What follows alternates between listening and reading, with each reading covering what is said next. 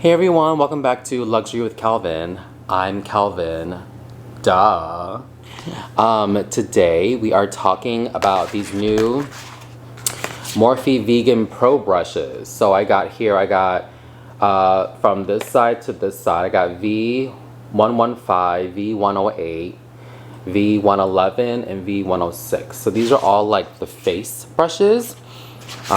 So we're gonna play with these today. You know, they just look really intriguing. The quality seems really nice. I love like the packaging.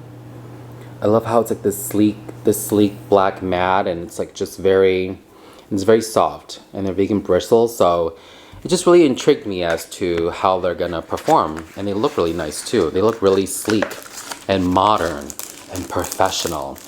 So I just got all the face ones. So I'm gonna go ahead and open these so you guys can see them. Look at these. These look nice. These are the brushes. So I got a little bit of I basically got all four of the powder face type of brushes. So I'm excited. And I love how on the actual brush, I don't know if you can see it, but it actually shows you the number right here. It's kind of faint, but it tells you the number of the brush somewhere right there. So yeah, we'll play with these. And I also thought about doing round 2 of the Vanish foundation. Not Vanish, yeah. Ambient Soft Glow Foundation. I want to give this another try today. I'm actually going to use this today with my other favorite setting powder, the Makeup Forever Ultra HD powder. So we're going to play with these two today, and let's see if it looks any better, because this initially looks smooth when it goes on, but it just starts to look cakey throughout the day. So let's give her another try today. So let's get started. Okay, I just have to say that I have the foundation all over the skin. I just have to say that, you know, my opinion is probably still going to be the same, but it looks, I mean, my skin is crappy right now because I'm having a little bit of reaction to something, but it doesn't look smooth, and the color is off. You know, initially you pump it out and it's like yellow. Actually, I'll show you on my hand if you can see it. Initially you pump it out and it's like yellow, you know, a yellow undertone, and then it turns more orange. If you guys can see how it turns, oxidizes to this orange shade. I don't know if you guys can see that, but it definitely turns more orange. It definitely turns. On my face, it actually looks a little orangey and pinky. So definitely, it's kind of just right off the bat, it's disappointing, because it's I think this what was this, $58 or $50-something plus tax would be 60 something. And for $60 something for a foundation to have to oxidize, you know, to change a color from initially from what it is, and for it to not even look that amazing. But we're gonna give it a shot. I'm gonna continue on to finish the rest of my face. All right, I'm gonna go in with V106, which is the smaller brush. I'm gonna go in with this, and I'm gonna set my under eyes. I had to heavily use my Dior concealer, which is more lighter, to really brighten up and bring back the yellow in the skin, because this foundation just, I'm sorry, this foundation, no shame to any of the other beauty gurus, but if they're saying it's good, it's because they have good skin. If you have good skin, any foundation is gonna look great on you, right? Let's be real. I don't have great skin at the moment, and so it's gonna look pretty crappy. So I should be able to buy any foundation or wear any foundation that will look good on people with flawless skin and people with troubled textured skin, right? You shouldn't have to, there should be a foundation that can pretty much do magic. So I'm going to try this with my Makeup Forever brush. I'm going to try this brush with the Makeup Forever powder in Banana. And we're just going to set the under eyes. Ooh, this is nice. This brush is nice. It's nice and small. It fits right under the eyes. And I love how it's it feels like it's nice. It's nice and long. It feels really pro-like. Okay, that looks really smooth. Look at that. Unset, and here's set. Let me set the other side. By the way, if I didn't say, I'm definitely going to do a wear test today, just to see how this is going to wear. Because I am using it with my, this is one of my all-time favorite setting powders. This is the Makeup Forever. So we're giving it the benefit of the doubt, right? We're hoping that this powder will save the foundation. But I kind of already have thoughts, and I kind of already know like the results. So we'll see. I'm switching over to the 115. So it's like the bigger version of the one I just used. So here's 115, and let's try this now all over the skin. By the way, if you haven't tried this powder is amazing. It's super smoothing. I mean, before the new Laura Mercier Ultra Blur powder came out, if you haven't watched my review, go ahead and watch the review for that. But before that powder came out, I've been using the Makeup Forever Ultra HD powder, and it's amazing. If you haven't tried it, you need to try it. That's all I gotta say. I will say I wish this was a little bit bigger, because I'm using it all over my face as a setting powder, and I just wish it was a little bit bigger because it's kind of small for my big face. But if you have a smaller face, this brush will be perfect for you, because it's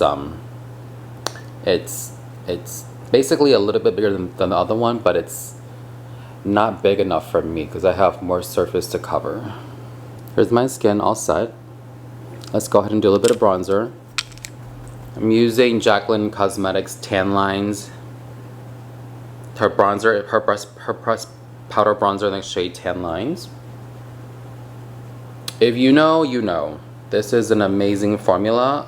If you haven't tried it, you need to try it. It's so good. It's so smooth. So easy to work with. I normally don't highlight, but we're just going to add a little bit of highlight because I want to play with this brush. V111. So that's this one. It's a smaller brush. So we'll just play with that and see how it works. Oh, this is a nice brush.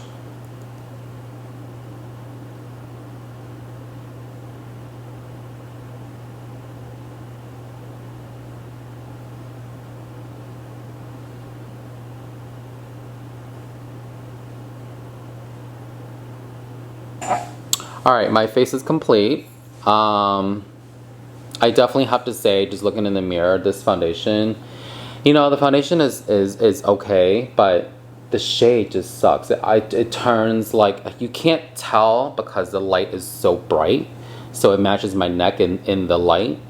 But in real life, like in the mirror, my face is totally orange compared to my neck, and it just, you know, I'm not gonna keep a foundation if they're not gonna have my shade, because that's just silly, right?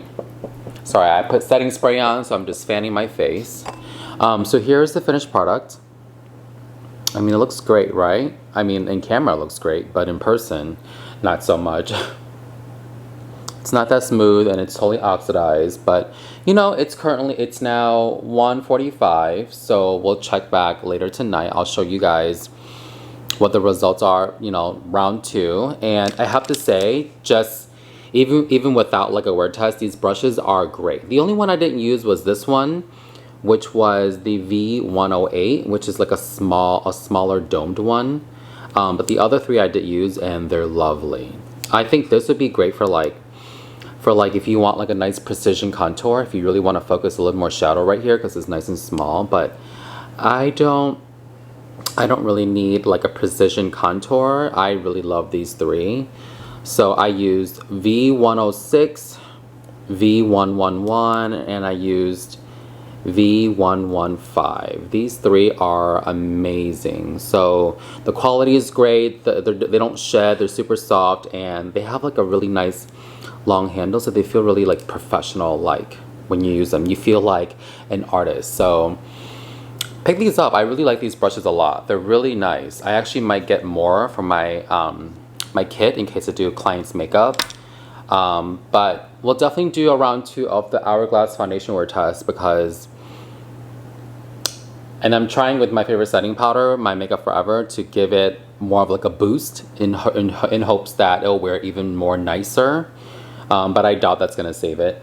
You know how like you have products that in you know, products that you use that you can help boost and another product to help make it look even nicer, yeah, that would be the Makeup Forever powder. So far I have to say it looks pretty you know. I mean, it looks great in camera, but in real life it doesn't look that good. Trust me. Trust me when I tell you it doesn't look that good in person. It really doesn't. But we'll check back in later tonight.